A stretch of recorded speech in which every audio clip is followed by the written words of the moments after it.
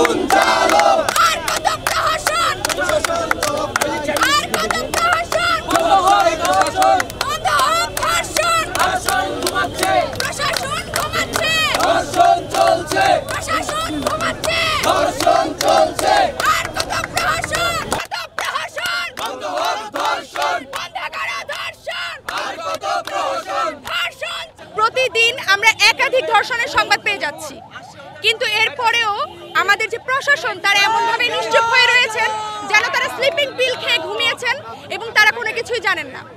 চারপাশ থেকে সবাই আওয়াজ তুলছে কিন্তু প্রপার কোনো স্টেপ কোথাও থেকে নিতে আমরা দেখছি না।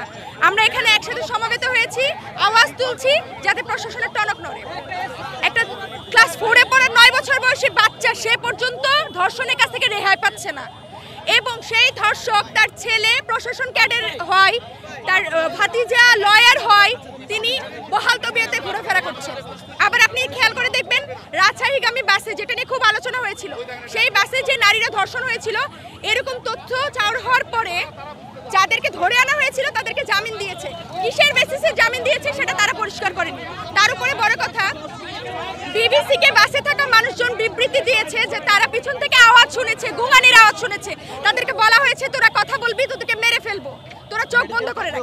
এত কিছুর পরেও তারা বলছে, ওসি বলেছেন যে এটা শুধুই শ্লীলতাহানি ছিল, ধর্ষণ হয়নি। আমরা চাই একটা ফরেনসিক রিপোর্ট হোক, যে নারীরা ওখানে ছিলেন তাদের একটা পরীক্ষা নিরীক্ষা চালানো হোক। আমরা আসল সত্যটা জানতে চাই।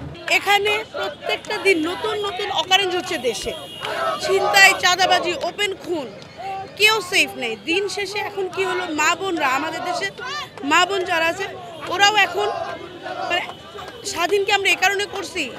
আর প্রশাসন কোথায়? প্রশাসনের জন্য আমরা আসলে এখানে প্রশাসনের দুর্বলতার কারণে আজকে আমরা রাস্তায় নামতে বাধ্য হয়েছি। আমরা কিছু হলে কেন আমাদেরকে কেন রাস্তায় নামতে হবে? আমরা কিন্তু রাস্তায় নামতে স্বেচ্ছায় নামতে চাই না। এই দেশের এই অরাজকতার কারণে আমরা নামতে বাধ্য হই। এই যে দেখেন, আমরা কিন্তু রাস্তায় এখানে অবস্থান করতেছি, মানুষজনের ভোগান্তি, কিন্তু এটা তো করে আসলে সচেতনতা বাড়াতে হবে। আজকে আমার ঘরে হতে পারে, আপনার ঘরে হতে পারে। আর আমি যেটা চাই, ধর্ষকরা যাতে ধর্ষণ করার আগে চিন্তা করে যে তারা যে ধর্ষণ করবে এটা যাতে তাদের না হয়। কারণ একটাই, তাদের ফাঁসি হবে ওপেন জনসম্মুখে, এদেরকে ফাঁসি দিতে হবে। শুধু একবার না, তিলে তিলে মেরে দেন হচ্ছে তাদেরকে ফাঁসি দেবে সবার সামনে। এতে করে যদি সবাই সচেতন হয় তাহলে ধর্ষকরা কোনোদিন আর ধর্ষক হবে। এসেছে হচ্ছে আপনারা কয়েকদিন ধরে, দীর্ঘদিন ধরে শুনতেছেন যে চারদিকে ধর্ষণ। আমি একই সাথে আরেকটা একটু এড করতে চাই ধর্ষণের সাথে, এই যে ছিনতাই, লুটপাট যে চলতেছে এভাবে একদম প্রকাশ্যে, অথচ সরকার থেকে, প্রশাসন থেকে শুরু করে সবাই একদম নীরব ভূমিকা পালন করতেছে। তো আমরা এটার বিরুদ্ধে প্রোটেস্ট করতে দাঁড়াইছি। আমি শুধু আপনাকে আমার নিজের একটা বান্ধবীর সাথে আজকেই কথা বললাম, তার সাথে যে কি অবস্থা, কেমন আছে তোরা, বা কী অবস্থা, আসো দেখা করি। তো সে আমাকে বলতেছে যে দোস্ত বের হবো কীভাবে, বের হওয়ার মতোই অবস্থা নেই। আপনি চাইলে আমি আপনাকে টেক্সট দেখাইতে পারি এখানেই।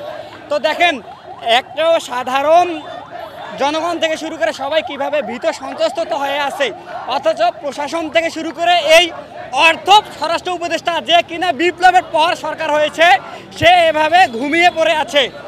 তো এভাবে আসলে একটা দেশের প্রশাসন কিভাবে চলে, সাথে সাধারণ মানুষ ভীত সন্ত্রস্ত হয়ে আছে, তারা ঘর থেকে বের হওয়ার সাহস পাচ্ছে না। অথচ প্রশাসন থেকে শুরু করে বিপ্লবের পরবর্তীতে বিপ্লবী সরকার গঠন করে একটা দেশ এভাবে রান করতেছে না। তো ওই পথ কি এমন পথ, ওই গদি কি এমন গদি, যেখানে গেলে সবাই দেশের কথা ভুলে যায়। বিপ্লব পরবর্তী 6 মাস হয়ে গেছে, এখনও দেশের আইন শৃঙ্খলার ঠিক নাই, এখনও কোনো নিয়মানুবর্তিতা ঠিক নাই। ছিনতাই থেকে, ধর্ষণ থেকে শুরু করে ওপেনলি চলতেছে। তো ধর্ষণের বিরুদ্ধে যে কথাটি বলতে চাই, সাংবিধানিক যে নিয়মাবর্তিতা আছে সেগুলোতে আমরা চেঞ্জ চাই। ধর্ষকদের প্রকাশ্য ফাঁসি চাই, ধর্ষকদের